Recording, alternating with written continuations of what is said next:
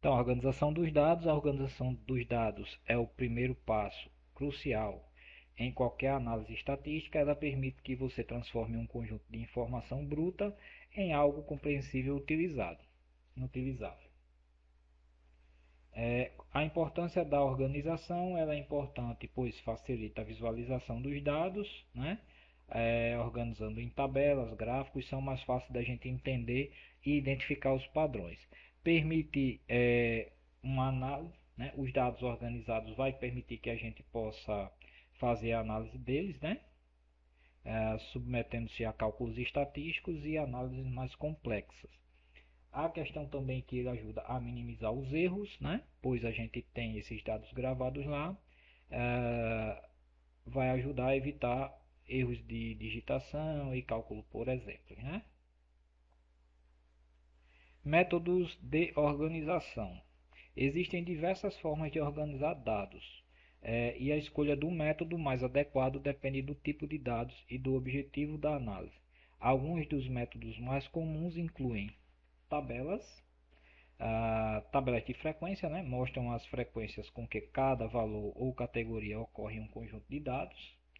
Tabelas de contingência cruzam duas ou mais variáveis categóricas para analisar a relação entre elas. Gráficos, né, através de histograma, onde representa a distribuição de frequência de uma variável contínua. Gráfico de barras, utilizados para representar dados categóricos ou discretos. Gráficos de linha, mostra a evolução de uma variável ao longo do tempo. Gráficos de dispersão, mostra a relação entre duas variáveis numéricas, né? Base de dados. Eu tenho planilhas eletrônicas, né, como ferramentas do Excel, são amplamente utilizadas para organizar e analisar dados. Softwares estatísticos, né, programas como o R, o Python, SPSS, oferecem recursos mais avançados para organizar e análise e fazer essa análise de dados, né?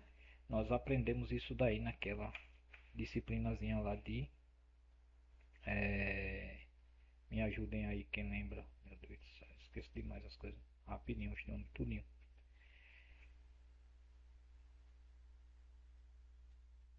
Exemplos de organização de dados. Por exemplo, pesquisa de satisfação de cliente, né? Os resultados podem ser organizados em tabelas de frequência, mostrando a quantidade de clientes que escolheram cada nota para cada item avaliado. Dado das vendas, as vendas mensais de um produto podem ser organizadas em um gráfico de linha para visualizar a tendência ao longo do tempo. Dados demográficos, a distribuição da idade dos habitantes de uma cidade pode ser representada em um histograma, tá? Aí dicas para organizar seus dados, né? Então, escolha um formato adequado, né? A escolha de um formato de organização que melhor se adapte ao seu tipo de dados e ao objetivo de sua análise. Seja consistente, ou seja, utilize a mesma unidade de medida e formato para todos os dados, né? Verifique a precisão, certifique-se de que os dados foram digitados corretamente e não há erros de cálculo. Documente o processo, anote as etapas que você seguiu para organizar os dados, facilitando a reprodução da análise e a identificação de possíveis problemas. Tá? Exemplos de dados organizados, né? Aqui a gente tem uma tabelinha, ó, onde são dados uma pesquisa de satisfação de clientes em um restaurante. Gente, só para fazer um parênteses aqui. Lembram que a gente na disciplina aí de análise de custo a gente fez o que a gente chamou de uma das ferramentas, né, utilizadas lá foi aquela de fluxo de caixa, né? Vocês lembram? Pronto, ali é uma organização, são dados, né? Armazenados ali, a gente estava fazendo como exemplo uma planilha, mas ali a gente poderia citar como um exemplo desse, tá certo? O nosso, essa nosso fluxo de caixa, justamente isso, é um fluxo, onde a gente vai ver, poder ver dia a dia, mês a mês, ano a ano, entendeu? A gente vai ter esse parâmetro aí de como está funcionando a empresa, entendeu? contas a pagar, contas a receber, isso para nossa casa também, né? Apesar de que a gente em casa só paga, paga, paga, paga, né? Nada sobra, aí a gente nunca mais tem que fazer sobrar, a gente tem que aprender a fazer sobrar, né? Quem mais rico não é o que gasta mais, e sim o que vai ter sempre mais dinheiro sobrando, tá certo? Então o camarada pode ganhar 10 mil reais, exemplo, mas no final do mês não sobra um centavo. Aí você vai ganhar um salário mínimo e sobra 10 reais ali do seu dinheiro. Quem é mais rico? Você ou ele, né? Então é esses exemplos que eu penso. Vamos lá. Então aqui como um exemplo de pesquisa de satisfação, temos o cliente 1, 2 e 3, né? A qualidade da comida foi um dos itens que foi verificado. Ah, o atendimento e o ambiente, né? Então, os dados foram organizados em uma tabela, cada linha representa um cliente e cada coluna representa uma variável.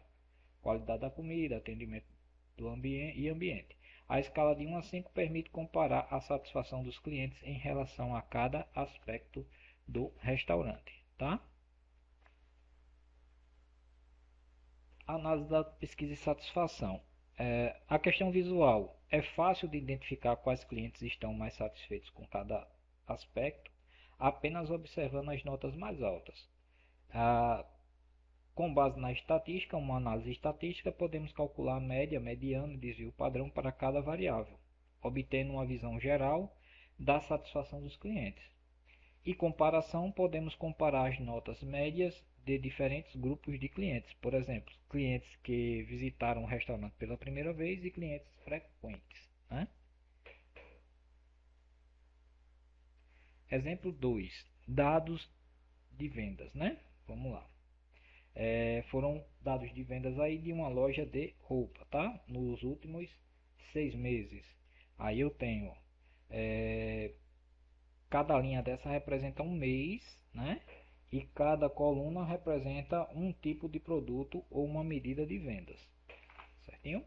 Então a gente pode ver que em janeiro, vendas de camisa foram 200 unidades, vendas de calça foram 150 unidades, vendas totais foram 10 mil, né?